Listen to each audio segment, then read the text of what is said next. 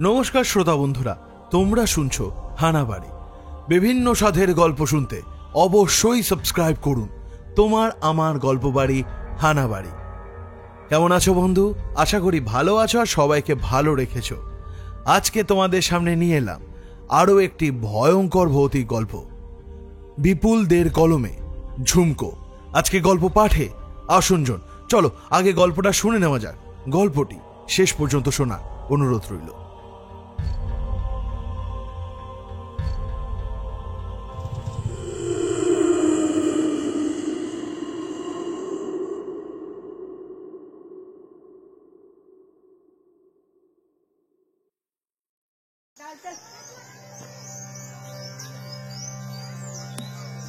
জীবনপুরকে গ্রাম নাকি মফস্বল কি বলা হবে ঠিক জানি না। দুটোর মিশেল বলা যেতে পারে। নাম যেমন তেমনই তার রূপ। জীবনপুরের চারিদিকে তাকালে মনে হয় যেন সবকিছুই জীবন্ত। কি নেই সেখানে? একটা সুস্থ পরিবেশে যা যা থাকার দরকার সবই রয়েছে। জায়গাটিকে ঘিরে রয়েছে একটি ঘন জঙ্গল, বাচ্চাদের খেলার মাঠ রয়েছে, রয়েছে একটি উচ্চ মাধ্যমিক বিদ্যালয়, আর রয়েছে এখানকার বিচ্ছু ছেলে রৌনক। ভালোবেসে সবাই ওকে রণ বলে ডাকে, তবে রণ হয়তো কাউকেই ভালোবাসে না। স্কুলের ঘন্টা সময়ের আগেই বাজানো হোক, কারোর বাড়িতে জানলার কাঁচ ভাঙাই হোক, কিংবা চোট লাগিয়েই নিজের পা ভাঙা হোক, সব কিছুতেই রণ একেবারে রণসিদ্ধ হস্ত। মা তাকে মাঝে মধ্যেই বলেন, হ্যাঁ রে, তোর কোমরে কি বাঁদরের হাড় রয়েছে? কোনো কিছুতেই কি ক্লান্ত হোস না তুই? এই যে এখানেও যেমন চলছে ক্রিকেট খেলাতে। রন, চলে আয়, দেরি হচ্ছে, শিগগির মাঠে, সবাই অপেক্ষা করছে। ডাক পড়েছে, মাঠে যাবার ডাক। 12 বছর বয়সী রনও এ ডাক উপেক্ষা করতে পারবে না। বিকেল 4টের সময় মাঠে তার ডাক পড়ে রোজ। ক্রিকেটের পিচ রেডি করে সবাই অপেক্ষা করে তার। এত খাতির কেন তাই ভাবছেন তো? আসলে রণ হচ্ছে দলের ক্যাপ্টেন। দুটি ছোট্ট পাড়া নিয়ে জীবনপুর, মোহনপাড়া আর ছাতিমপাড়া। ছাতিমপাড়ার সঙ্গে প্রতি সপ্তাহে রবিবার করে একটি ম্যাচ খেলে রণরা, আর যে জিতবে সেই দল সারা সপ্তাহ প্র্যাকটিস করার সুযোগ পাবে। অন্য দলটি মাঠের ধারে কাছে আসারও সুযোগ পাবে না। এই অলিখিত নিয়মটি চলছে অনেক দিন ধরে। কে এই নিয়ম শুরু করেছিল তা কেউ জানে না। রণদের দলের নাম মোহনপাড়া চ্যাম্পিয়ন্স, আর আরেক দলের নাম ছাতিমপাড়া চ্যালেঞ্জার্স। আজকের ম্যাচটা রণদের জিততেই হবে। পর পর 2 সপ্তাহ ধরে তারা হেরে আসছে, আর হারা যাবে না। রণকে ব্যাট হাতে মাঠে ঢুকতে দেখে দলের সবার মুখে হাসি ফুটল। বাঁ হাতি এই ব্যাটিং অলরাউন্ডারের ওপরেই তো সব দায়িত্ব আজকে। তা যাই হোক, ম্যাচ শুরু হলো। মোহনপাড়া চ্যাম্পিয়ন্স 10 ওভারে রান করলো 75, যার মধ্যে 51 নট আউট ছিল আমাদের রৌনক। তারপরে শুরু হলো সেকেন্ড ইনিংস। জোর কদমে ম্যাচ চলছিল। ছাতিমপাড়া খুব ভালোই খেলছে, তবে মোহনপাড়াও কম যাচ্ছে না। নিতাই একটু আগেই নিজের দুলকি চালের গুগলিতে একটা ব্যাটারকে ফাঁসিয়েছে। এবারে বল হাতে ছুটছে অর্ক। বাঁ হাতে এই ফার্স্ট বোলার বল হাতে ছুটলে ভালো ভালো ব্যাটারদের ঘাম ছুটে যায়। বেশ কয়েকবার ওর বলে উইকেট ভেঙে গেছে। উইকেট ভাঙলে ও নিজের ঝাঁকড়া চুলে হাত দিয়ে একটা হাসি হেসে বলে, সরি। যাই হোক, অর্কর প্রথম বল মিস করেছে ব্যাটার। এবার দ্বিতীয় বলের পালা। কিন্তু রণ এটা কি ইশারা করলো অর্ককে? অর্ক রণর ইশারা বুঝে মাথা ওপর নিচে করলো একবার, তারপরে দৌড় লাগালো ক্রিজের দিকে। কিন্তু অর্কর গুড লেন্থের বলকে ব্যাটার তুলে দিয়েছে আকাশে। মনে হচ্ছে রণর কারসাজি কাজে লাগলো না। বল নিচে আসছে, তবে এ কি? বলের নিচে দাঁড়িয়ে রয়েছে ছাতিমপাড়া চ্যালেঞ্জার্সের জম রৌনক চ্যাটার্জি। টপ করে ক্যাচটা লুফে নিল আর শুরু করলো উল্লাস।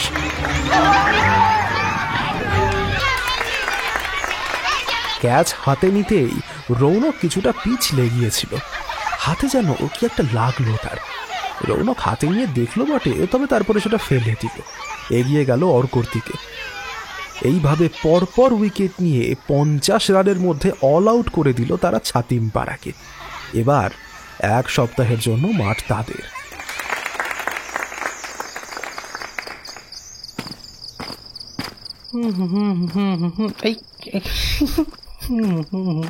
দেখো পড়ে গেল। আজ রৌনক নিজের 4টে উইকেট নিয়েছে, তাই সে খুব খুশি। ঘেমে নে তাই সে বাড়ির দিকে পা বাড়ালো। এখন সন্ধে নেমেছে। মাঠ থেকে রৌনকদের বাড়ি যেতে ওই মিনিট 15 লাগে। ও নিজের মনে কি একটা ভাবতে ভাবতে হাঁটছিল। সন্ধে হলেই এই রাস্তা দিয়ে মানুষের যাওয়া আসা কমে যায়। তার কারণ হলো এই রাস্তায় আলো নেই। কিন্তু রনওয়ের এসব বালায় নেই, সে ওসব ভাবে না। ও নিজের মনেই গুনগুন করতে করতে পথ হাঁটছিল। হঠাৎ কিসের একটা শব্দ হলো, যেন কেউ হাঁটছে ওর পিছনে। কে? রনো একবার প্রশ্ন করলো, কিন্তু কোনো উত্তর এলো না। চারপাশে ও ভালো করে তাকিয়েও দেখলো একবার। রাস্তার দুপাশে ঘন জঙ্গল রয়েছে। সামনের দিকে আরও কিছুটা হাঁটলে ল্যাম্পপোস্ট। ঝিঁঝির ডাক ছাড়া কিচ্ছু শোনা যাচ্ছে না। রনো পেছনের দিকে তাকিয়ে যখন দেখলো, তখন দেখলো কিছুই দেখা যাচ্ছে না। তখন সে মনের ভুল ভেবে আবার হাঁটা লাগালো। না, তাড়াতাড়ি যাই, নইলে আবার মা চিৎকার করবে। আরও বেশ কিছুটা রাস্তা চলে এসেছে রনো, কিন্তু তার সেই অনুভূতিটা এখনো হচ্ছে। এখন ওর যেন মনে হচ্ছে কেউ যেন পেছনে পেছনে হাঁটছে। এর মধ্যে বেশ কয়েকবারও পেছনে ঘুরে দেখেছে, কিন্তু ফাঁকা রাস্তা ছাড়া তো কাউকে দেখা যায়নি। তারপরে আর একটা বাঁক নিলেই ওর বাড়ি। ও তাড়াতাড়ি পা চালাচ্ছে। ঠিক এমন সময়তেই ঘটল ঘটনাটা।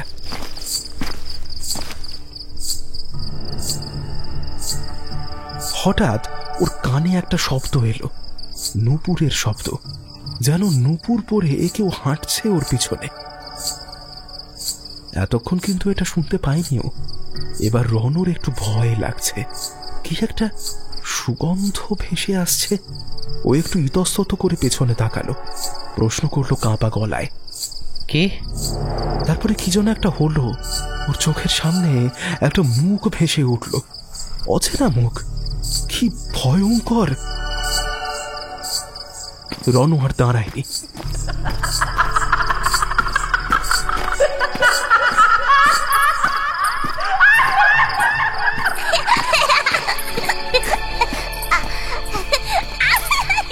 পিচ কালো অন্ধকার, ঝিঝির অবিরত শব্দ আসছে কানে।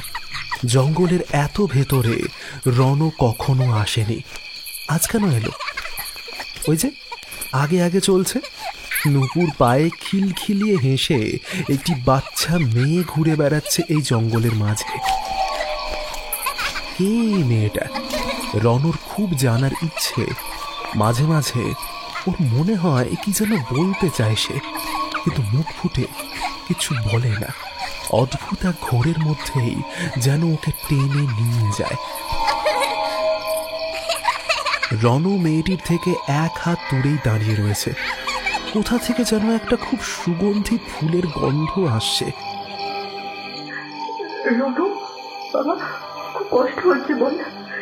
কি যেন ডাকছে।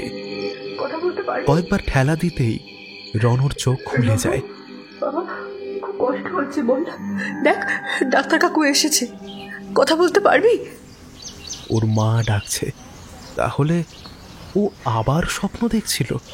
রণ শুয়ে আছে। এই মুহূর্তে সে নিজের বিছানায়। সামনে চিন্তিত মুখে মা আর বাবা দাঁড়িয়ে। ডাক্তারবাবু রণর নাড়ি পরীক্ষা করছেন। প্রায় 3 দিন হয়ে গেল রণ বাড়ি থেকে বেরোয়নি। সেই সন্ধ্যের পরে রণর কি যেন একটা হয়েছে। জ্বরের ঘোরে কি সব বিড়বিড় করে, জানেন তো ডাক্তারবাবু? আচ্ছা, বেশ গম্ভীর স্বরে বললেন ডাক্তারবাবু। তারপরে আবার নিজের কাজে মন দিলেন। মিনিট খানেক পরীক্ষা করে তিনি নিজের ব্যাগ গুছিয়ে রণর বাবার দিকে তাকিয়ে বললেন, মনে হচ্ছে তো সাধারণ জ্বর, আর জ্বরের মধ্যে বিড়বিড় করা সাধারণ জিনিস, তবে একটু রেস্ট লাগবে, আর কিছু না। চলি। বলেই ঘর থেকে বেরিয়ে গেলেন। রণ জানে না ওর ভেতরে কি হচ্ছে, কিসের একটা ঘোর লেগে থাকে সব সময়। মা বাবার কথা সে শুনতে পাচ্ছে, কিন্তু উত্তর দিতে পারছে না। মনে হচ্ছে যেন সে কোনো স্বপ্ন রাজ্যে চলে এসেছে। কিসের একটা সুগন্ধ আসছে নাকে। আবার কখনো মনে হচ্ছে যেন পায়ের কাছে টান পড়ছে, কেউ যেন শিকল দিয়ে বেঁধে রেখেছে পাগুলো। তাহলে মায়ের গলা শোনা যাচ্ছে কিভাবে? রনু, এই রনু, কি রে রনু, আয় আমার কাছে আয় রনু। মা, মা তুমি কোথায়? খুব কষ্ট হচ্ছে মা, উফ, খুব জ্বালা করছে মা। মা তুমি কোথায় মা? হঠাৎ ওর উরুর কাছে যেখানটায় পকেটটা শেষ হয়ে গিয়েছে সেখানটা যেন উত্তপ্ত হয়ে ওঠে। কেউ পকেটে এক টুকরো চারকোল রেখে দিয়েছে যেন। মনে হয় যেন জ্বলে পুড়ে যাচ্ছে সেখানটা। রণ চেষ্টা করেও পকেটে হাত ঢোকাতে পারে না। মাঝে মধ্যে সে ওই মেয়েটিকে দেখতে পায়, কিন্তু তার পরিচয় জানতে পারে না। এক দুবার মেয়েটার মুখ দেখার চেষ্টাও করেছে, কিন্তু পায়নি। তার আগেই ঘুমটা ভেঙে গিয়েছে। কিন্তু কয়েকবার ওর মুখের সামনেই একটা বিভৎস মুখ ভেসে আসছে। সেই মুখে রয়েছে যন্ত্রণা, দুঃখ, কষ্ট। সেই মুখটা কি ওই মেয়েটারই? না না না না না, এটা হতে পারে না। এইভাবে কেটেছে আরো 2 দিন। এখন রণ আগের থেকে অনেকটা সুস্থ, তবে শরীরের দুর্বলতা এখনো রয়েছে তার। আজ সকালে নাকি সোহিনী এসেছিল। রণ তখন ঘুমোচ্ছিল বেঘরে, তাই এখন সে বেরিয়েছে সোহিনীর বাড়ির উদ্দেশ্যে। সোহিনী ব্রহ্মচারী, রণর সবচেয়ে ছোটবেলার বন্ধু। রণর বাবা আর সোহিনীর বাবা পরম বন্ধু, আর সেই থেকেই ওদের বন্ধুত্ব। ওদের দুজনের জন্মদিনও একই দিনে। 2 আত্মা এক প্রাণ যেন দুজনে। প্রতিদিন একবার হলেও রণ সোহিনীদের বাড়ি যায়। সোহিনীকে ওর মা বেরোতে দেয় না বেশি, তবে ও ঠিক লুকিয়ে লুকিয়ে বেরিয়ে যায়। কাকিমা সব সময় শুধু পড়া পড়া করে। এত পড়তে কি ভালো লাগে, রণ মনে মনে ভাবে। কিন্তু উপায় কি? কাকিমাকে এই কথা বলতে পারে না। তবে রণকে কাকিমা খুব ভালোবাসেন। ও গেলেই ওকে চানাচুর, বিস্কুট, আচার কত কি দেয়। রণ আসলে এই কারণেই ওই বাড়িতে যায়। সোহিনীদের বাড়ি পৌঁছতেই দেখল সোহিনীর স্যার এসেছেন। অগত্যা উপায় নেই, ফিরে যাচ্ছিল রণ। এমন সময় কাকিমা ডাকলো, এই যাবি কেন? দাঁড়িয়ে যা, একটু পরেই মাস্টার মশাই চলে যাবেন। ফলে রণ গিয়ে বসলো টিভির সামনে। টিভিতে সেই সময় ডোরেমনের একটা নতুন এপিসোড হচ্ছে, সেটাই দেখতে শুরু করলো। ডোরেমন রণর খুব পছন্দের। সোহিনীদের বাড়িটা দোতলায়, সোহিনীরা নিচের তলাতে থাকে। নিচে প্রায় 4টে রুম রয়েছে, সবগুলোই বেশ বড়। রণ ছোটবেলা থেকেই এদের বাড়িতে আসে, কিন্তু এখনো সে উপরে যায়নি। যতবার যাওয়ার কথা বলেছে বা যাওয়ার চেষ্টা করেছে, ততবার হয় সোহিনী নয় কাকিমা আটকে দিয়েছে। ওদের সেই একই কথা, উপরে যিনি থাকেন তিনি পছন্দ করেন না যে সেখানে কেউ যাক। কিন্তু কে যে থাকে আর কেনই বা তার মানুষকে পছন্দ নয়, সেটা কেউ রণকে বলে দেয়নি। তবে রণ তো আর বাকি 5টা ছেলের মতো নয়, ওকে বারণ করা হবে আর সেটাও শুনে নেবে। তাই ও প্রতিবার একটা করে ট্রাই নেয়, যদি একবার কোনো ফাঁকে ওপরে গিয়ে টুক করে দেখে আসা যায় যে কে আর তিনি কি করেন।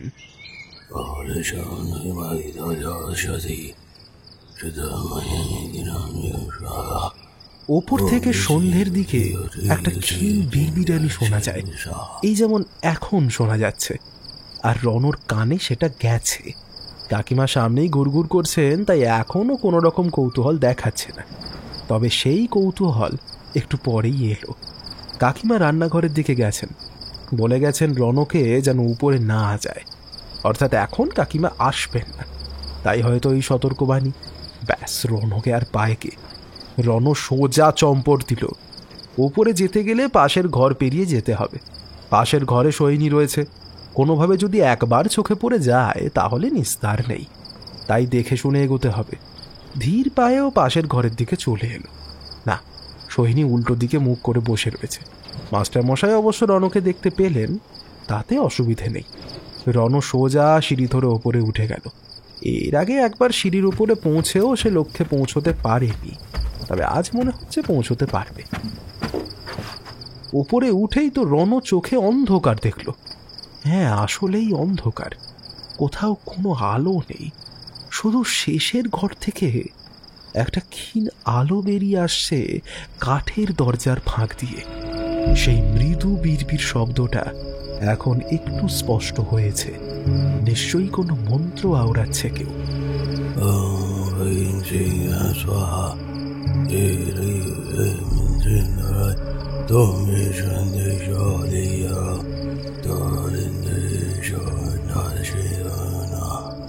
আজ এত দিনের সাসপেন্স কাটবে। রণর হৃদযন্ত্রটা একটু বেশিই সক্রিয় হয়ে উঠেছে। ধীর পায়ে এগিয়ে চলেছে ও সেই ঘরের দিকে। অন্য কোনো দিকে তার কোনো খেয়াল নেই। রণ যখন দরজার সামনে গিয়ে দাঁড়ালো তখন আওয়াজটা আরও স্পষ্ট হয়ে গেছে। অদ্ভুত একটা সুগন্ধ ভেসে আসছে দরজার ফাঁক দিয়ে।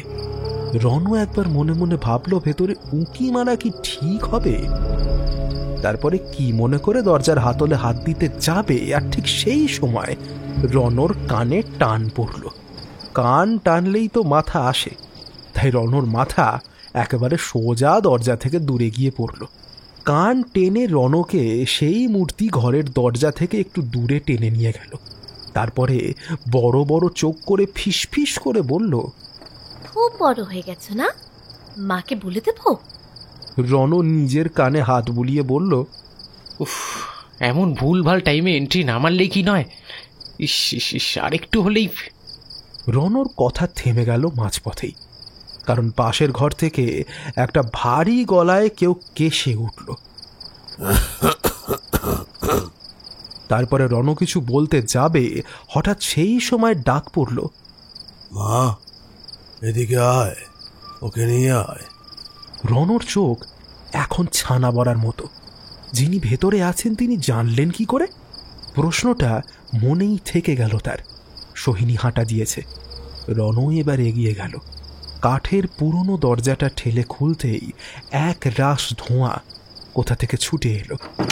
যেন বহুকাল তারা বন্দী ছিল, আজ তাদের বাঁধন খোলা হলো। দুজনেই হালকা কেশে উঠল।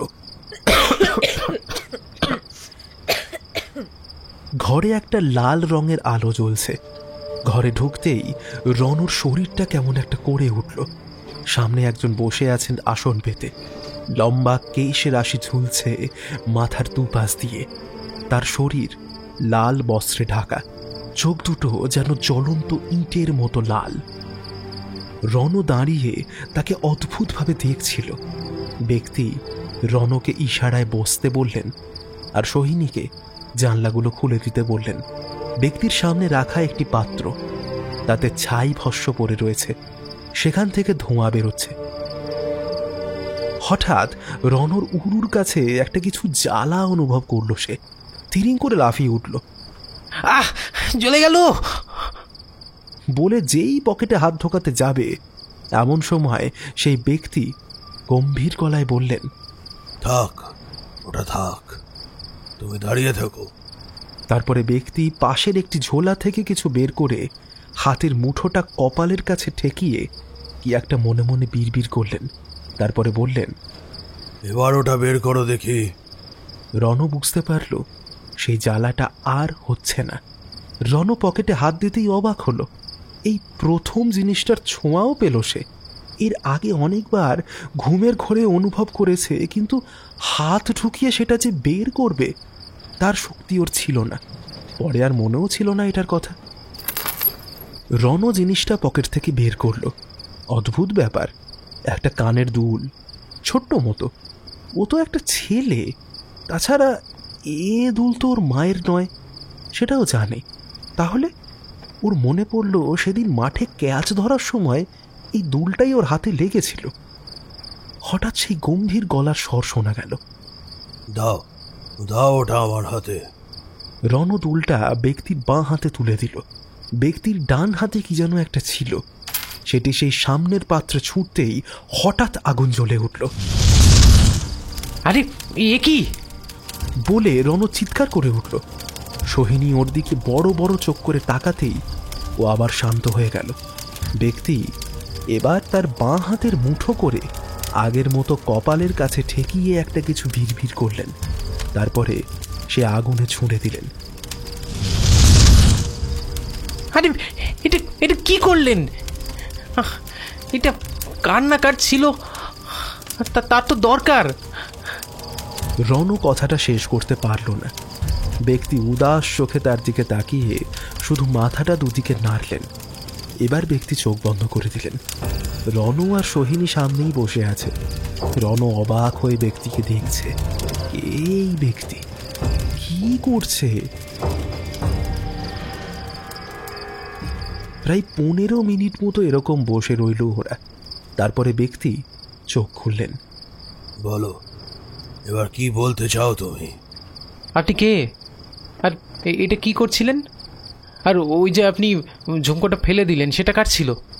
কৌতূহলী রণ এক নিঃশ্বাসে প্রশ্ন করে থামল। ব্যক্তি একটি মিহি হাসি হেসে বললেন, বাবা, অনেকগুলো প্রশ্ন তো। এক এক করে বলি। আমি সোহিনীর কাকাই, আর যেটা করছিলাম সেটা তোমার জানা উচিত নয়। তুমি এখন অনেক ছোট, বড় হলে বলবো। তবে ওই ঝুমকোটা যার, সে তোমার সঙ্গেই রয়েছে। রণ অবাক হয়ে সোহিনীর দিকে তাকালো। ওটা সোহিনীর ছিল? এই বাবা, আগুনে দিয়ে দিলেন যে। এই দেখ সোহিনী, আমার উপর রাগ করিস না, কিন্তু উনি ফেলেছেন আগুনে। আমার নয় ওটা। কি সব বকছিস? দেখলি না ওটা ছোট, কোনো বাচ্চা ছিল নিশ্চয়ই। রণ এবার একটু ঘাবড়ে গেল। সে কিছু বলতে যাবে এমন সময় ব্যক্তি হাত তুলে থামালেন। তারপরে একটু গলা ঝেড়ে বললেন, দেখো, তোমরা ছোট, তোমাদের এসব কথা বলা ঠিক নয়। তোমাদের ভয় লাগতে পারে। আমি আজ কিছুই বলবো না এই ব্যাপার নিয়ে। তোমরা বাড়ি যাও। মা, ওকে নিয়ে যা। রণ বলতে চাইছিল যে সে ভয় পায় না কিছুতে, সে এখন অনেক বড় হয়ে গেছে, কিন্তু সেই সুযোগটাই সে পেল না। বলা ভালো, মানুষটার ব্যক্তিত্বই এমন যে তার কথা অমান্য করাই যায় না। কিছু একটা অদ্ভুত ব্যাপার আছে ওনার মধ্যে। ওরা নিচে নেমে গেল। নিচে এসে রণ খুব করে বকা খেলো কাকিমার কাছে, সঙ্গে খেলো এক মুঠো চানাচুর। কিন্তু ওর মনে সেই খটকাটা গেল না।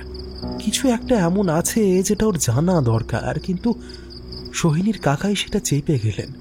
আচ্ছা, তিনি বললেন ওই দুলটা যার, সে তো আর সঙ্গেই আছে, কেউ তো ছিল না। সোহিনী ছাড়া আর তো কাউকে সে দেখেনি। তাহলে কার ছিল ওটা? হঠাৎ রণর মনে একটা প্রশ্ন জেগে উঠল। আচ্ছা, ঝুমকোটা সেই মেয়েটার নয় তো, যে ওর স্বপ্নে আসছে রোজ রোজ? হতেই পারে। আরে কিন্তু কে সে, সেটাও তো জানে না। আচ্ছা, সামান্য একটা দুল নিয়ে এত ভাবছেই বা কেন?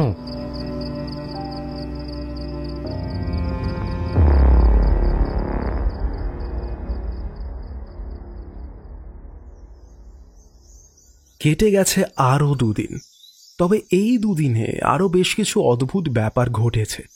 এই যেমন গতকালের ঘটনা। সোহিনী মাঠে বেঞ্চে বসেছিল আর রণ বাকিদের সঙ্গে ক্রিকেট খেলছিল।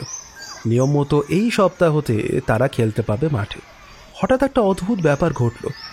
মাঠের পেছন থেকে রিঙ্কি এসে সোহিনীর পাশে বসে কথা বলছিল, কিন্তু যেই রণর চোখ পড়ল রিঙ্কির দিকে, ওর কি যেন একটা হয়ে গেল। ও রিঙ্কির সামনে এসে দাঁড়িয়ে গেল। রিঙ্কি হাসি মুখে প্রশ্ন করল, কি রে রণ, কিছু বলবি নাকি? দেখা গেল রণ রিঙ্কির পায়ের দিকে তাকিয়ে মুচকি হাসছে। রিঙ্কি আর সোহিনী একে অপরের মুখের দিকে তাকালো। কি রে, কি হয়েছে তোর? প্রশ্ন করল সোহিনী। রণ হুট করে নিচে বসে রিঙ্কির পা ধরে নিল আর ওর নুপুরের উপরে হাত বোলাতে শুরু করলো। তারপরে কি যেন একটা বিড়বিড় করতে শুরু করলো। আমারও ছিল এরকম। কি ভালো এটা, কি ভালো।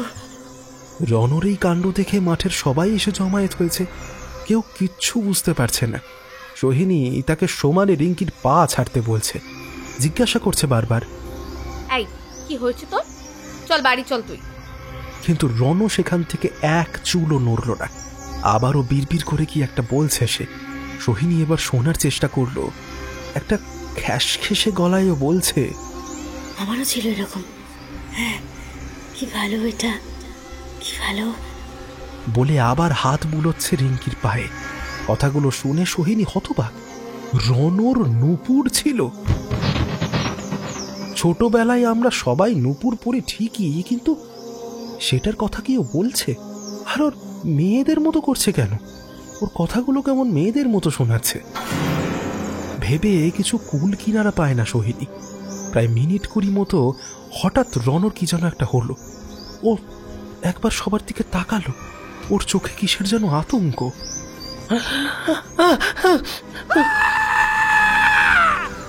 তারপরে হঠাৎ সে আতঙ্কে চিৎকার করে অজ্ঞান হয়ে মাটিতে গড়িয়ে পড়ল।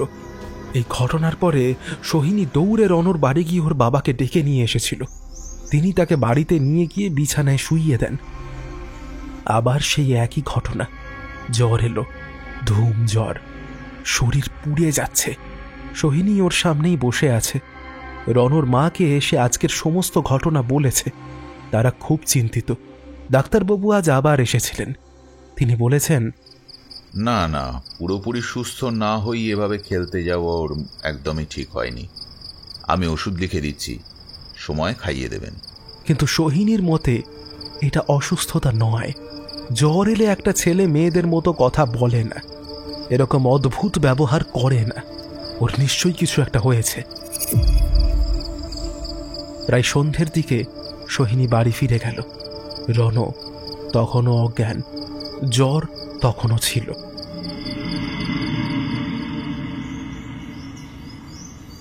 রণর জ্ঞান ফিরল পরদিন সকালে। তখন সে আবার সুস্থ, কোনো রকম অসুবিধা হচ্ছে না ওর। তবে বাড়ির সবাই ওকে নিয়ে খুব চিন্তিত। জ্ঞান ফিরে একটু ধাতস্থ হতে না হতেই মা চিন্তিত গলায় জিজ্ঞাসা করলেন, আচ্ছা, কাল মাঠে তোর কি হয়েছিল? কাল কি হয়েছিল? আমার কিছু মনে পড়ছে না তো কালকে কি হয়েছিল। কিন্তু রণ কিছুই মনে করতে পারল না। যেন কালকের সন্ধেটা ওর স্মৃতি থেকে উধাও হয়ে গিয়েছে। অনেক রকম প্রশ্ন শুনেও যখন রণ কিছু বলতে পারল না, তখন সবাই বাড়ির একরকম ধরিয়ে নিলেন যে কালও জ্বরের ঘরেই এসব করেছিল। আজ আর একটি ঘটনা ঘটে, যেটা দেখার পরে সোহিনী নিশ্চিত হয় যে রণ একেবারেই সুস্থ নেই। নিশ্চয়ই ওর কিছু একটা হয়েছে। সকাল 8টা বাজে। সোহিনী এসেছে রণর বাড়ি। রণ তখনও ঘুমোচ্ছে দেখে সোহিনী ওকে এক ঠেলা দিতে যাবে, এমন সময় একটা কাণ্ড ঘটল। রণর চোখ হুট করে খুলে গেল। কিন্তু এ কি, রণর চোখের কালো অংশটা উধাও কেন? ওর চোখগুলো যেন জ্বলে উঠেছে। সোহিনী বুঝতে পারে না কি করবে। এমন সময় রণ উঠে বসে, তারপর বলতে থাকে, আমায় মুক্তি দাও, আমি আর পারছি না, আমায় মুক্তি দাও, আমি আর পারছি না বলে অদ্ভুতভাবে চিৎকার করে ওঠে রণ। কিন্তু কিন্তু এই গলা তো রণ নয়। এটা সেই গলা যেটা সোহিনী সেদিন মাঠে শুনেছিল। রণ এখন সোহিনীর দিকে অগ্নিদৃষ্টি বর্ষণ করছে। এরকম অদ্ভুত ব্যবহার কেন করছে তার উত্তর কে দিতে পারবে সেটা এতক্ষণে সোহিনী বুঝে গেছে। হঠাৎ রণ ধপ করে বিছানায় শুয়ে গেল। তার চোখ আবার বন্ধ। সোহিনী ভয়ে ভয়ে দুবার চেষ্টা করলো ওকে জাগানোর। রণ, এই রণ, রণ, কিরে কিরে ওঠ। কিন্তু সে চেষ্টা বিফল। তারপরেও সেখানে থাকেনি, চলে এসেছিল বাড়ি।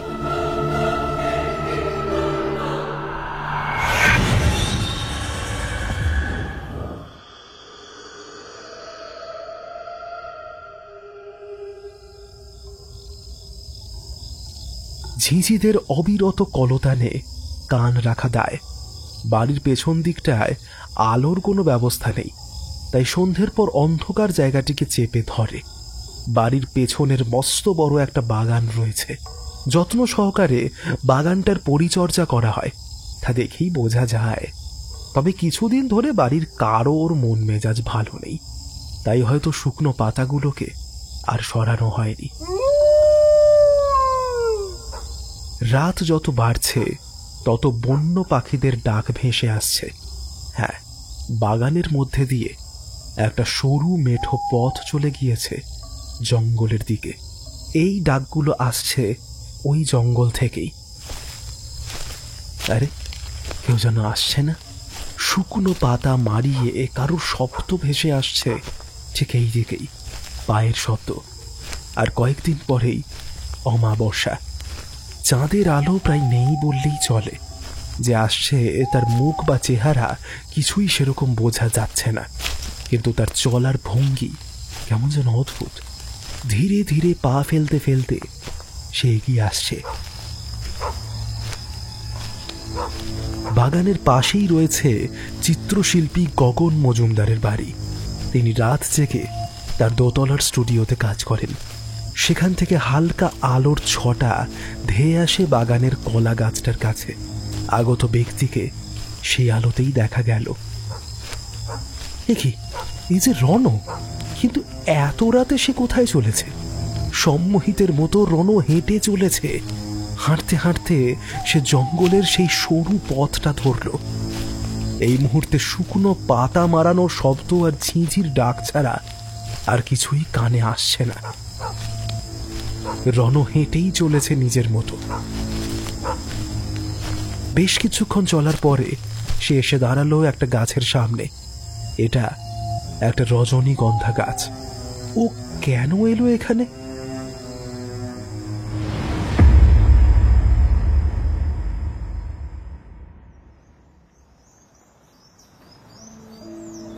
সকাল হলো রণর মায়ের কান্নাকাটির শব্দে। রণকে খুঁজে পাওয়া যাচ্ছে না। আমার রণ, আমার রণ কোথায় যে চলে গেল ছেলেটা? ওকে কেউ খুঁজে আনো, ও যে খুব অসুস্থ। কেউ খুঁজে আনো আমার ছেলেটাকে। রণর বাবা সমস্ত পাড়া খুঁজেছেন, কিন্তু কোনো খবর নেই। সোহিনী সব শুনে ওর কাকার কাছে ছুটে গেল। আগেই বলেছি দোতলায় উঠতে গেলে একটু লুকিয়ে উঠতে হয়, তাইও মাকে কোনো রকমে কাটিয়ে ওপরে চলে এলো। আগের দিনের মতো দরজা ভেজানো রয়েছে, কিন্তু সকাল 11টা বাজে। কাকা নিশ্চয়ই ধ্যানে বসেছেন। সোহিনী কিছুক্ষণ বাইরে দাঁড়িয়ে ভাবল ভেতরে যাওয়া উচিত হবে কিনা, কিন্তু ঘটনাটা খুবই রহস্যজনক আর দরকারি। তাই সে দরজায় ঠেলা দিতে যাবে, ঠিক তখনই পুরনো দরজায় ক্যাচ করে শব্দ হলো। দরজাটা খুলে গেল। ভেতর থেকে আগের দিনের মতনই ভারী গলায় ডাক এলো, ভেতরে আয় মা। সোহিনী খুব অবাক হলো। কাকা নিচে বসে রয়েছেন পদ্মাসনে। তাহলে দরজাটা খুলল কে? তবে এখন এসব প্রশ্ন করার সময় নয়। ও শিগগিরই সবকিছু বলল তার কাকাকে। কালীচরণ সব কথা শুনে চোখ বন্ধ করলেন। কি যেন বিড়বিড় করছেন।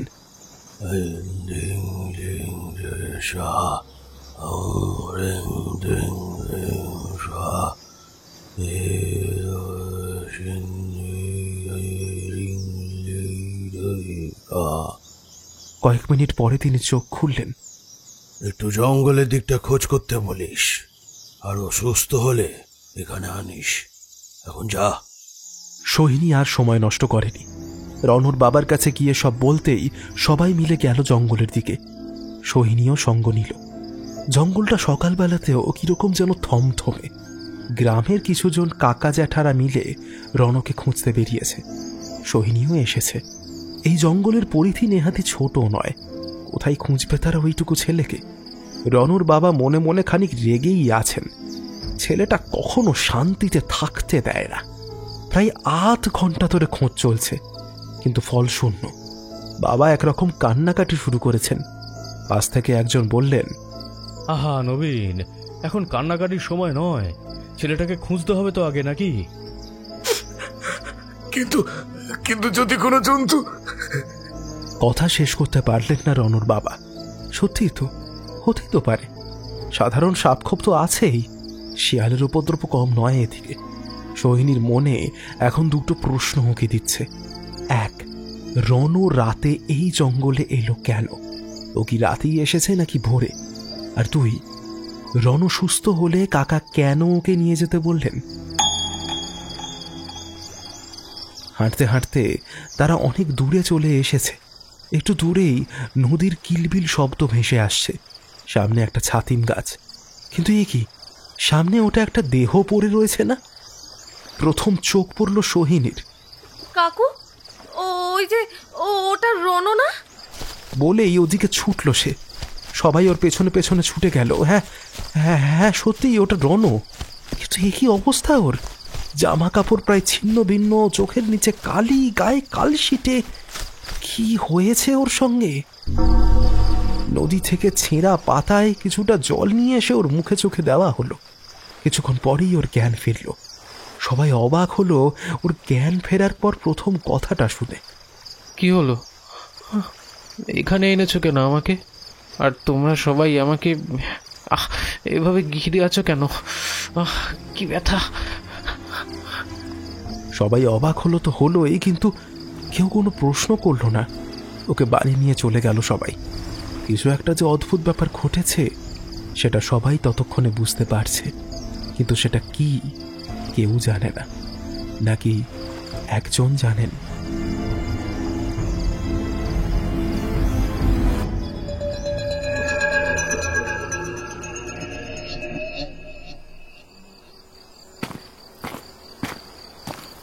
ধুধু রোদ্দুর, রৌদ্র তেজ যেন সব কিছুকে ছাড়খাড় করে দিতে চায়।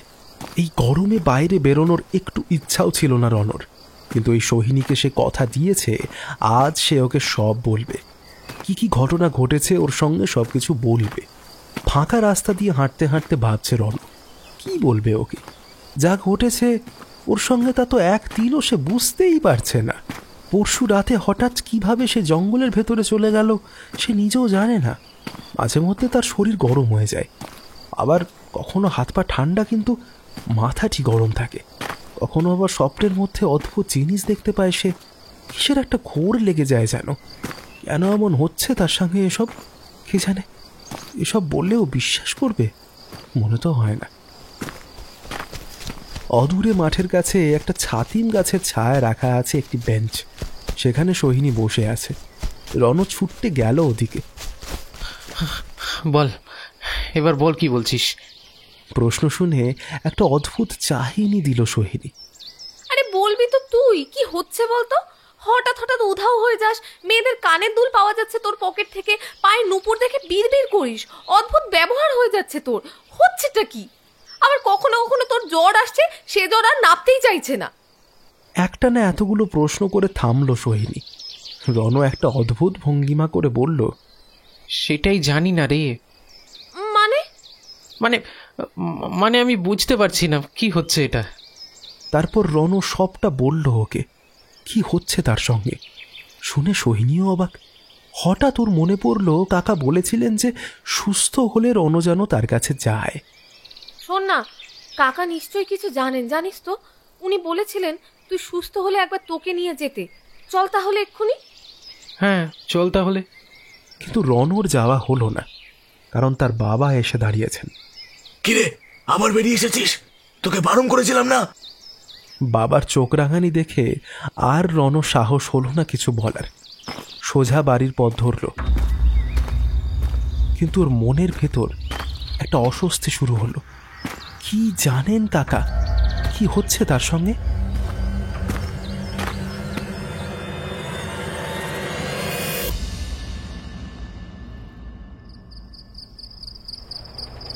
বস, জীবনপুরে দুটো বাচ্চাকে দেখেছি। প্ল্যান আছে কাল রাতে তুলে নেব।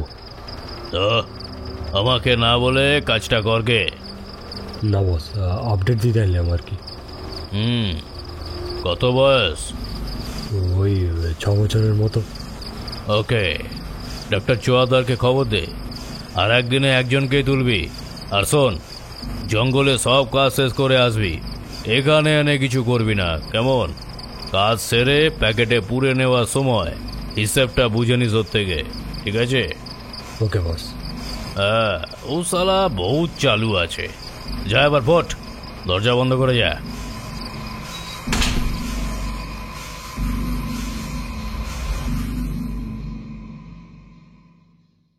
কেটে গেছে আরও 2 দিন।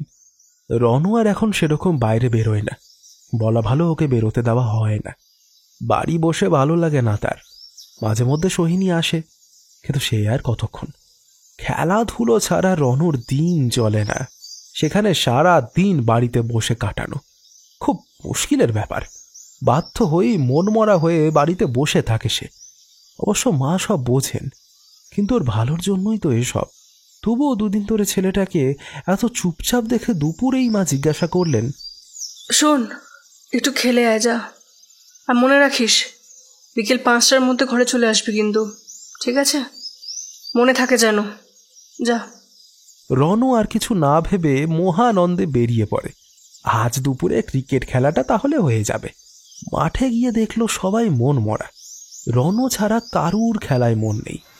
রনু চিৎকার করে উঠল, কিরে চল এবার শুরু কর।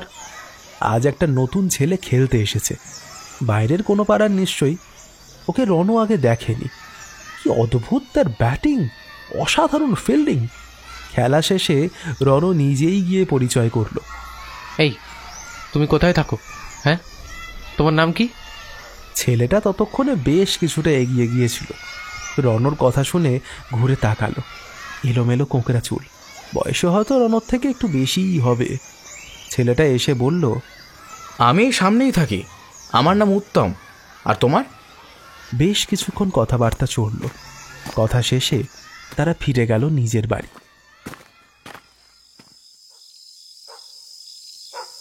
রাত 2টো বাজে। চারিদিকে অন্ধকারের চাদর। আলো বলতে শুধু পূর্ণিমার চাঁদ। তবে জঙ্গলের গাছেদের মাথা ভেদ করে কতটাই বা আলো আসতে পারে। শব্দ বলতে এখন ভেজা মাটিতে চলার শব্দ আর ঝিঁঝিদের কোরাস। মাঝে মধ্যে অবশ্য রাতচোরা পাখিদের ডাক ভেসে আসছে। 2 জন হেঁটে যাচ্ছে এই জঙ্গলি পথ দিয়ে, কিন্তু ওরা কারা আর এত রাতে ওরা কোথায় যাচ্ছে? 2 জনের মধ্যে একজন খানিকটা লম্বা, হয়তো সে বয়সে একটু বড়। তার পাশে যে ছেলেটা রয়েছে সে কিছুটা ধীরে ধীরেই হাঁটছে। বয়সে বড় ছেলেটা এবারে ফিসফিস করে বলল, কিরে জলদি চল, এভাবে চললে তো রাত কাবার হয়ে যাবে। কথা শুনে সেই ছেলেটা ওই রকমই ধীমে এবং ঝিমুনি ধরা গলায় প্রশ্ন করল, কিন্তু আমরা যাচ্ছিটা কোথায়?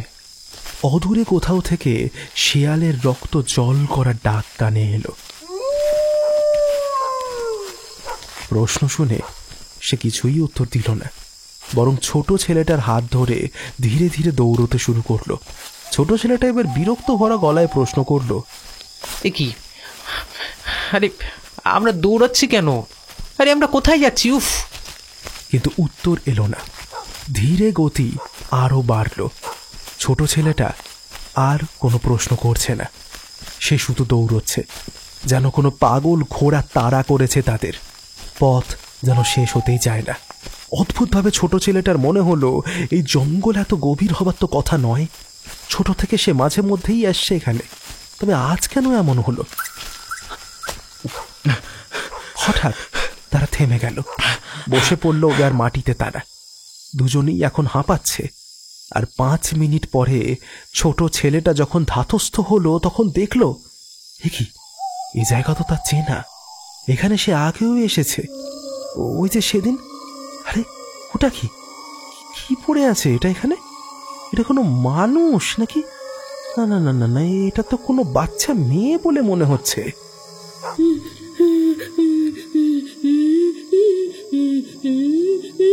অদ্ভুত ব্যাপার, মেয়েটা এতক্ষণ শুয়েছিল চোখ বন্ধ করে, হঠাৎ সে উঠে বসল। সেখান থেকে সে একটা গোঙানির শব্দ করছে। সামনেই একটা বড় ছাতিম গাছ, তার পাশেই রয়েছে একটি রজনীগন্ধা ফুলের গাছ। সেই ফুল গাছের নিচেই মাটিতে বসে আছে, চারপাশে ফুলের ছড়াছড়ি। আচ্ছা, এখন কি রজনীগন্ধা ফুল ফোটে? কে জানে, তা জেনে লাভ নেই। মেয়েটি এবারে ছোট ছেলেটিকে ডাকলো ইশারায়।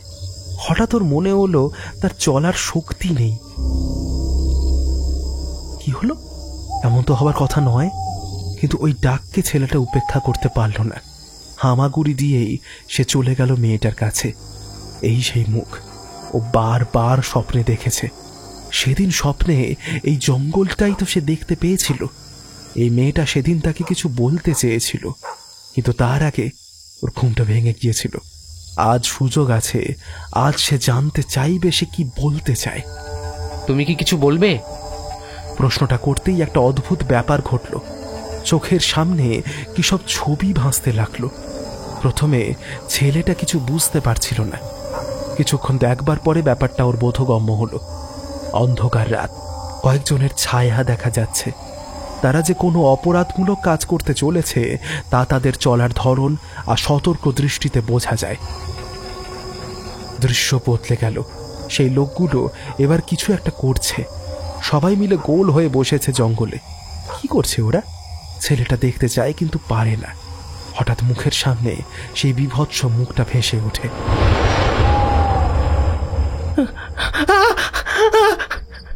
চিৎকার করে উঠে পড়ে রণ। তাহলে কি স্বপ্ন দেখছিল? ওর এখন নিজের ঘরেই বসে রয়েছে, তরতর করে ঘামছে। ভোর রাত, জানলা দিয়ে ফুরফুরে হাওয়া আসছে। রণ! হাওয়ার সঙ্গে ভেসে এলো ডাকটা। রণর ভয় করছে এবার। কি যে হচ্ছে ওর সঙ্গে! বিছানা থেকে নেমে জানলার খুব কাছে গিয়ে দাঁড়ালো। রণর ঘরটা বাড়ির পেছন দিকে, তাই এই জানলা দিয়ে জঙ্গলে ঢোকার রাস্তাটা স্পষ্ট দেখা যায়, যদিও এই মুহূর্তে সব অন্ধকার। এই রণ! রণ! আবার সেই ডাক। ওই তো একটা মুখ দেখা যাচ্ছে।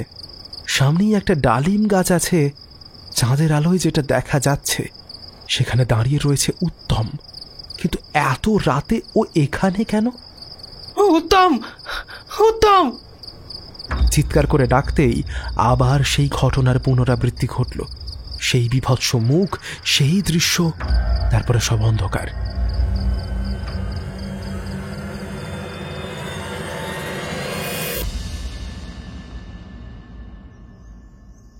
সকালে সেই চেনা দৃশ্যের মুখোমুখি হলো বাড়ির সবাই। রণর ধুম জ্বর। কোনো মতে শরীর ঠান্ডা হতেই চায় না। প্রতিবার এক ঘটনার ফলে এবার রণর মা ধরেই নিয়েছে নিশ্চয়ই ওর সঙ্গে কিছু একটা হচ্ছে। বলছি শোনো না, পাশের গ্রামের হরিহর ওঝাকে ডেকে পাঠাও না, নইলে যে বাবুর জ্ঞান ফিরবে না। চিন্তিত গলায় বললেন রণর মা। বাবার এসব ব্যাপারে খুব একটা বিশ্বাস নেই, তিনি তা মানতে চাইলেন না। ওর মতে এসব ওঝা টোঝা সব বুজরুকি কারবার। তাই মায়ের অনেক বলার পরও বাড়িতে ওঝা এলো না। এরই মধ্যে সোহিনী একবার দেখে গেছে রণকে। এতদিন ধরে রণর উপরে যে অত্যাচার চলছে তাতে ওর শরীর ভেঙে গিয়েছে, চোখের নিচে কালি জমেছে। এছাড়া জ্বরের ঘোরে আজ কি সব ভিড় করছে সে। তিলোত্তমা, তিলোত্তমা, উত্তম, উত্তম। এসব খানিকটা সোহিনী শুনেছে, তাই ও কিছুটা সময় নষ্ট না করে বাড়ি চলে এলো। ও জানে এখান থেকে রণকে ওর কাকা ছাড়া আর কেউ বাঁচাতে পারবে না। চুপি চুপি ওপরে যেতেই সোহিনী দেখল কাকার ঘরের দরজায় তালা দেওয়া। কাকা সাধারণত বাড়ি থেকে বেরোন না, তাহলে আজ কোথায় গেলেন? নিচে এসে মাকে জিজ্ঞাসা করলো সে। মা, ও মা, কাকা কোথায় গো? ঘর তালা বন্ধ দেখলাম যে। তোর কাকা তো শহরে গেছে কোনো এক বিশেষ কাজে, বলে গেছে ফিরতে 2 দিন সময় লাগবে। শুনেই বাজ পড়ল সোহিনীর মাথায়। তাহলে এবার কি হবে? রণর জ্ঞান ফিরবে কিভাবে? সোহিনীর বাড়ির বাইরে একটা চাতাল রয়েছে। বাড়ির বড়রা বা পথচারীরা মাঝে মধ্যে সেখানে বসে আরাম করেন। শীতের দিনে রোদ পোহানোর জন্য খুব আরামদায়ক জায়গা এটা। সোহিনী এখন সেখানেই বসে আছে। 2 দিন কেটে গেছে, সোহিনী কিচ্ছু করতে পারেনি। কাকা না এলে তো সম্ভব নয় কিছু করা। ওদিকে রণ এখনো অজ্ঞান হয়ে আছে, জ্বরে শুধু বিড়বিড় করছে সে।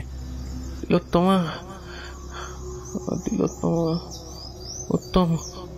এই 2 দিনে ও তিলোত্তমা নামের মেয়েটিকে খুঁজছে সারা গ্রামে, কিন্তু কেউ চেনে না সেই নামের কাউকে। আজ দুপুরে কাকা আসবেন, তারপর দেখা যাক কি হয়।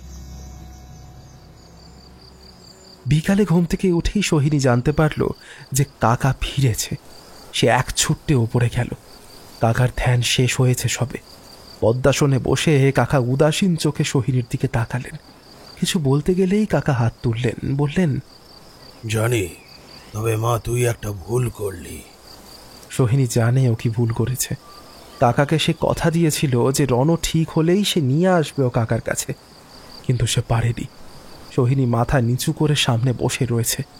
কাকা আবার বললেন, শোন মা, এত ভাবার কিছু নেই। তুই এইটা নে। পকেট থেকে কি একটা বের করে দিলেন কাকা ওর হাতে। তারপরে বললেন, এটা ওর পকেটে রেখে দিস। সোহিনী দেখল কাকা তাকে হাতে যেটা দিল সেটা সেই কানের দুলটা। কিন্তু এটা কিভাবে সম্ভব? সেদিন তো সেটা আগুনে ফেলে দিয়েছিলেন কাকা। সোহিনী সঙ্গে সঙ্গে প্রশ্ন করল, এটা কি করে হতে পারে? আর এই দুলটা কার দুল বলো না কাকা? ওর সঙ্গে কেন এমন হচ্ছে? আর সোহিনী কথা শেষ করতে পারে না। কাকা মাথা নেড়ে বললেন, এটা ওর পকেটে রেখে দে, নইলে ওর জ্ঞান ফিরবে না। সব ঠিক থাকলে আজ রাতেই সব প্রশ্নের উত্তর পাবি। যা এবার, এখন বেশি সময় নেই। সোহিনী আর একটুও সময় নষ্ট করে না, এক ছুট্টে চলে যায় বাড়ির বাইরে।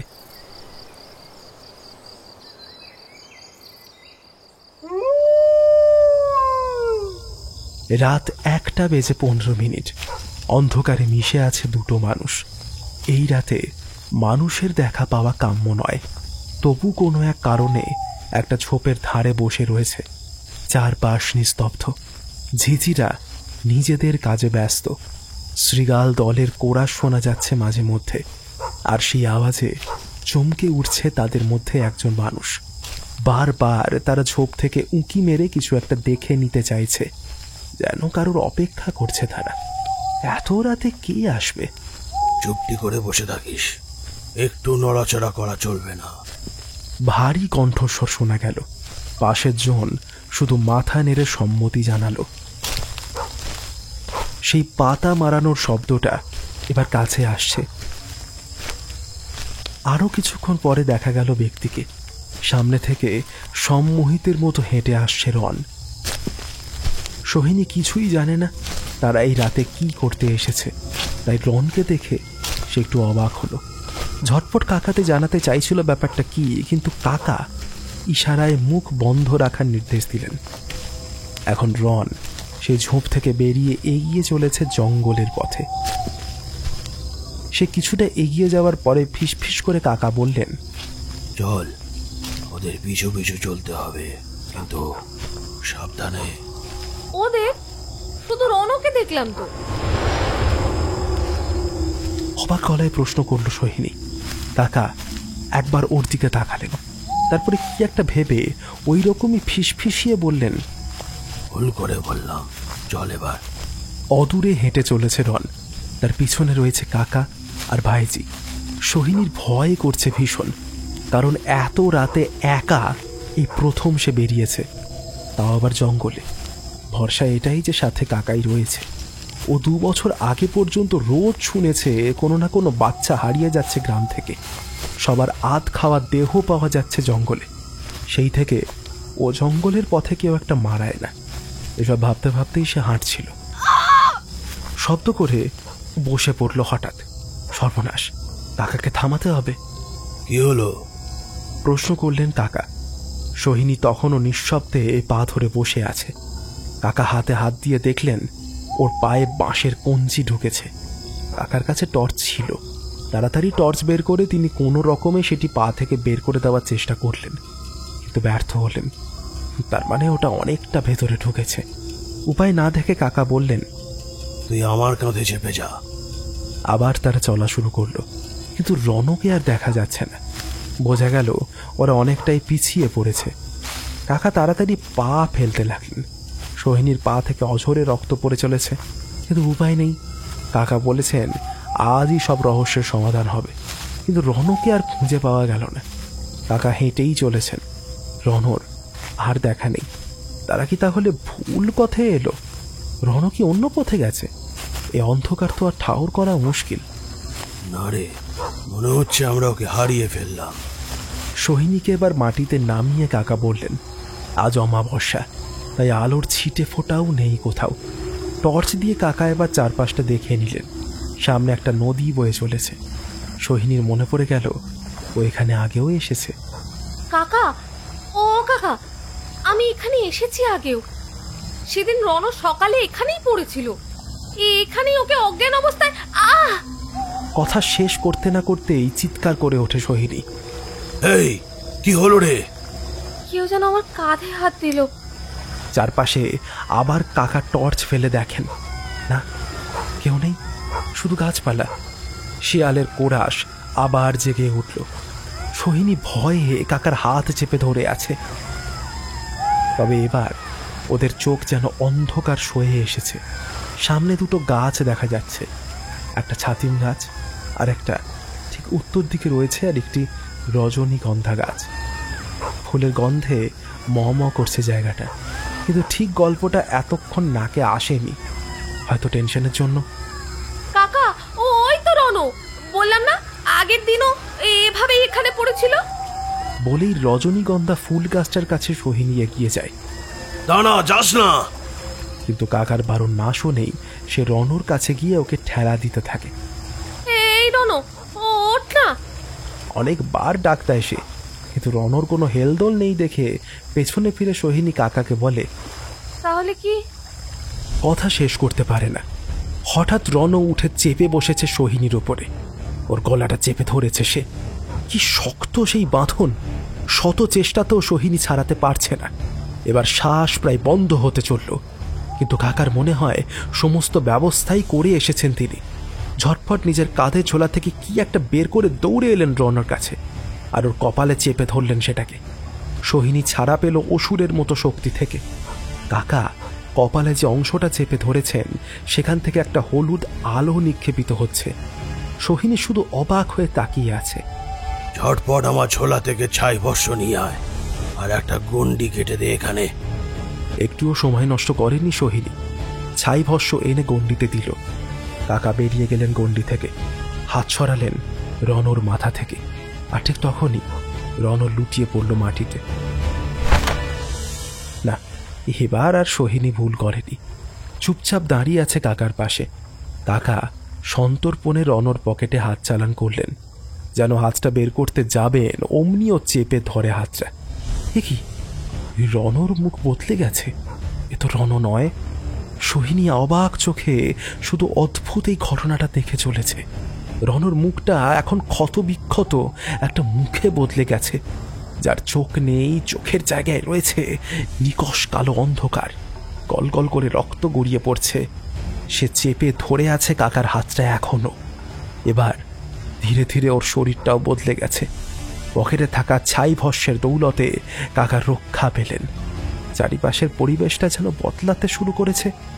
তিলোত্তমা, এভাবে একটা প্রাণ না নিলেও পারতে। সোহিনীর চোখ বেয়ে অজান্তে জল নেমে আসছে। কে তিলোত্তমা? আর কি বলছেন কাকা? প্রাণ না নিলেও পারতে মানে? রণ কি তাহলে? ভাবতে পারে না সোহিনী। ও পাশ থেকে কোনো সাড়াও আসে না। দেহটা এখন নেতিয়ে পড়েছে। তিলোত্তমা, কি চাও তুমি? মুক্তি, মুক্তি, মুক্তি চাই। বছরের পর বছর আমি এই জঙ্গলে বন্দি। এবার এবার মুক্তি চাই আমি। মুক্তি, মুক্তি, মুক্তি বলেই সে অঝরে কেঁদে ফেলল। একটা রিনরিনে গলার স্বর, মেয়েটির গলা। কিন্তু রণ কেন মেয়ের গলায় কথা বলছে, আর কিভাবেই বা বলছে? তোমার মৃত্যুর কারণ কি? কে তোমায় এখানে বন্দি করে রেখেছে? এবার ধীরে ধীরে সোহিনী বুঝতে পারছে যে মেয়েটির শরীরের বেশ কিছু অংশ নেই। হ্যাঁ হ্যাঁ, নেই নেই নেই, একেবারে নেই। সেখান থেকে কালচে রক্ত গড়াচ্ছে। 10 বছর আগে ঠিক আজকের দিন এই জঙ্গলে আমাকে নিয়ে আমার দেহকে ছিন্ন ভিন্ন করা হয়েছিল। কেটে নিয়েছিল তারা আমার আমার শরীরের সমস্ত মূল্যবান অঙ্গ। বলে ফুপিয়ে ফুপিয়ে কেঁদে ওঠে মেয়েটি। সোহিনীর অবাক লাগে, রণ কোথায় গেল? ওর জন্য খুব চিন্তা হয়। এদিকে এরকম বিস্ময়কর কাণ্ড আগে কখনো দেখেনি। কিন্তু তার জন্য উত্তমে প্রাণটা না নিলেও পারতে। এই গ্রামে দুটো মানুষের সঙ্গে আমি যোগাযোগ করতে পেরেছিলাম। এক উত্তম আর দুই রৌনক। আমি কখনো ভাবিনি উত্তম এসব সহ্য করতে না পেরে মারা যাবে। তোমার মুক্তির ব্যবস্থা আজই করা হবে। বলেই কাকা নিজের ঝোলা থেকে একটা ছোট্ট কোদাল বের করে আনলেন। তারপরে এগিয়ে দিলেন সেই রজনীগন্ধার গাছের কাছে। কিছুক্ষণ খোঁড়াখুড়ি করার পরে কাকা থামলেন। তারপরে সোহিনীকে ডাকলেন। তখন দেখল যে মাটিতে শুয়ে রয়েছে একটা কঙ্কাল। মেয়েটির বয়স তখন মাত্র 23 বছরই ছিল। কাকা বললেন, কি নৃশংস তারা! দেখ, মেয়েটা দেহের অঙ্গগুলোকে নিয়ে ওকে এখানে পুঁতে রেখে গেছে। আয় আয়, একটু ধর দেখি। তারপর দুজনে ধরাধরি করে কঙ্কালটিকে বাইরে নিয়ে এলো। ঝোলা থেকে সমস্ত সরঞ্জাম বের করে কাকা বসলেন পুজোয়। শুরু করলেন মন্ত্রপাঠ।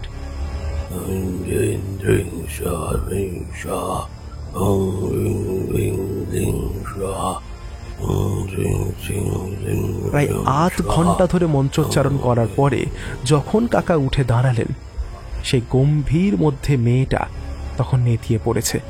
পড়ে আছে একটা কাঠ। আগুন লাগালেন কাকা। বললেন, তিলোত্তমা, আজ থেকে তুমি মুক্ত। বলে আগুন ধরিয়ে দিলেন সেই কঙ্কালে।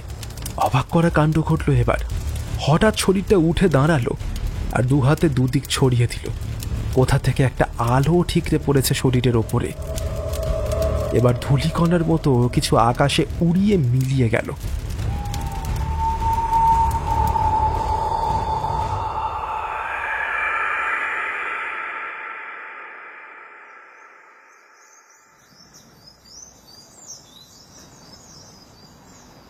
আয় বস। ভালো আছো তো এখন রৌনক? কাকা জিজ্ঞাসা করলেন রনকে। শান্ত গলায় উত্তর দিল রণ। হ্যাঁ কাকা। ওই দিনের পর রণ আজ প্রথম বাড়ি থেকে বেরিয়েছে। মাঝে কেটে গেছে 4 দিন।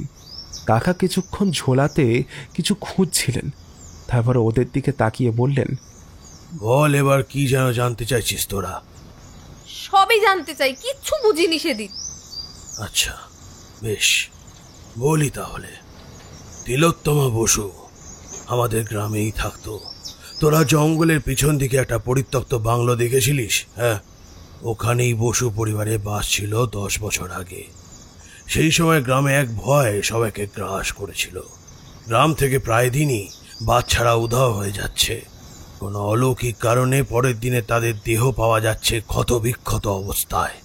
বাইরে থেকে পুলিশ এসে শুরু করেছিল তদন্ত, কিন্তু পুলিশের তদন্ত চলাকালীন আরও মৃত্যু বেড়ে যায়। গ্রামবাসীরা সন্ত্রস্ত হয়ে পড়ে। তিলোত্তমা এমনই এক মেয়ে যে সেই সময় মারা গিয়েছিল। বলা ভালো, মারা হয়েছিল। কিন্তু কেন? অঙ্গ পাচার। আমাদের দেশে অনেক সময় নিষিদ্ধ ব্যবসা চলে, তারই একটি এটি। মানুষের শরীরের সমস্ত মূল্যবান অঙ্গ কেটে পাচার করে দেয় তারা। আর বাচ্চারা তাদের খুব সহজ টার্গেট ছিল। আচ্ছা, ওই দুলটা সেদিন তুমি আগুনে দেওয়ার পরে কিভাবে ঠিক আগের মতোই ছিল, একটু বলবে? ওটা তো হাতের কারসাজি ছিল। তোদের বোঝানোর চেষ্টা ছিল যে ওটা নষ্ট হয়ে গেছে, যাতে তোদের ধ্যান সরে যায় ওটা থেকে। আচ্ছা কাকা, তুমি বলেছিলে উত্তম নামের কেউ নাকি মারা গেছে, কে সে? সেদিন তোকে একবার আমি বলেছিলাম যে আমাদের ওদের পেছন পেছন যেতে হবে। তুই বলেছিলি তুই রণ ছাড়া কাউকে দেখতে পাচ্ছিস না। তখনই বুঝলাম যে ও মৃত। আমার ধারণা উত্তম প্রায় দেখা দিত রণকে। রণের আগে তিলোত্তমা উত্তমের কাছে সাহায্য চেয়েছিল। রণর সঙ্গে যা যা হয়েছে ঠিক তাই হয়েছিল ওর সাথে, কিন্তু নানাবিধ উত্তম সেসব সহ্য করতে পারেনি। তারপর একটু থেমে কাকা আবার বললেন, আচ্ছা, তোদের মনে আছে রণের পকেটে একটা ঝুমকো এসেছিল? সেটা কোথা থেকে এসেছিল? হ্যাঁ, দুপাশে ঘাড় নাড়ে। এখন নিশ্চয়ই তোরা জানিস ওটা তিলোত্তমার ছিল, কিন্তু একটাই ঝুমকো কেন ছিল এটা জানিস কি? হ্যাঁ, ওরা অবাক হয়ে দুপাশে ঘাড় নাড়ে। আরেকটা ঝুমকো উত্তমের পকেটে থেকে গেছে। ওর দেহ জঙ্গলে কোথায় আছে আর সেটা খোঁজার ব্যবস্থা করব আমি। আচ্ছা কাকা, কিন্তু যারা এই জঘন্য কাজটা করেছে তারা তো শাস্তি পেল না। আমরা শাস্তি দেবার কে? শাস্তি দেয় তারা যারা ওপরে বসে আছে। অবশ্য আজকাল শাস্তি দেওয়াতে তাদের খুব একটা মন নেই। তবে এই গল্প যখন তখন পাপীরা শাস্তি পেত। তদন্ত শুরু হওয়ার 1 মাসের মধ্যেই তারা ধরা পড়েছিল। তারা যাবজ্জীবন কারাদণ্ডে শাস্তি পায়। কিন্তু কাকা, আরো বাকিদের দেহগুলো তো তাহলে জঙ্গলেই রয়েছে, সেগুলোর কোনো ব্যবস্থা করা যায় না? তোমার মাথায় খেয়ালটুকু এসেছে জেনে খুশি হলাম। অবশ্য সেই ব্যবস্থা করা হবে। আজই সেই কাজ শুরু হবে। গ্রামে অনেকেই এই কাজে আমাকে সাহায্য করবেন বলে বলেছেন।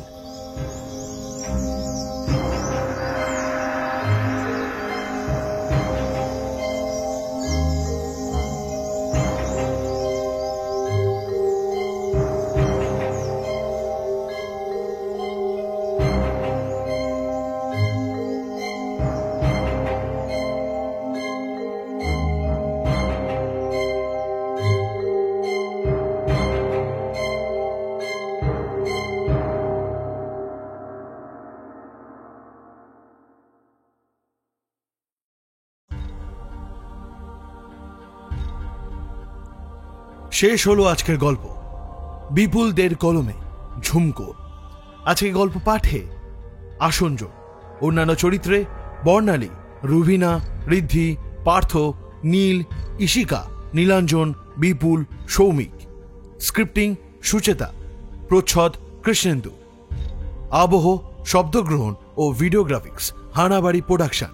পরিবেশনা ও পরিচালনায় টিম হানাবাড়ি।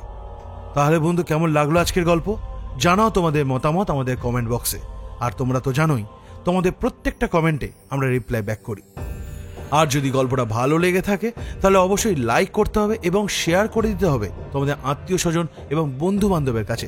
এবং তাদেরকে বলতে হবে আমাদের হানাবাড়ি ইউটিউব চ্যানেলটা যেন তারা সাবস্ক্রাইব করে পাশে রাখা বেল আইকন ক্লিক করে অল করে দেয়, যাতে আমাদের নতুন কোনো ভিডিও এলে সবার আগে তাদের কাছেও নোটিফিকেশন পৌঁছে যায়। দেখো, লাইক, শেয়ার এবং সাবস্ক্রাইবটা একদম কিন্তু বিনা পয়সায় হয়, তাই এইসব করতে একদম দ্বিধা করো না। এবং তার বদলে তোমরা কিন্তু আমাদের কাছ থেকে নানান ধরনের সুন্দর সুন্দর গল্প উপহার পাবে। তাই আর দেরি করো না, সাবস্ক্রাইব করো আমাদের চ্যানেল আর শুনতে থাকো বিভিন্ন স্বাদের গল্প। যেমন আমাদের বার্থডে স্পেশাল উপলক্ষে অভিক অর্জুন দত্তের লেখা কাল রাত্রে একটি ভয়ঙ্কর ভৌতিক গল্প আসতে চলেছে। আর এই গল্পে কারা কারা আছে খুব তাড়াতাড়ি জানতে পারবে। এইটুকুনি বলতে পারি, এই গল্পটা তোমাদের মন ছবেই ছবে, কারণ তোমাদের অনেক প্রিয় মানুষরা এই গল্পে আছে। তাই এই সব ডিটেলস পেতে গেলে আমাদের চ্যানেলটা সাবস্ক্রাইব করতেই হবে। আজ আসি, দেখা হচ্ছে পরবর্তী কোনো গল্পে। ততদিন ভালো থেকো, সুস্থ থেকো, হানাবাড়ি পাশে থেকো, সাবধানে থেকো আর ভয় থেকো। শুভরাত্রি।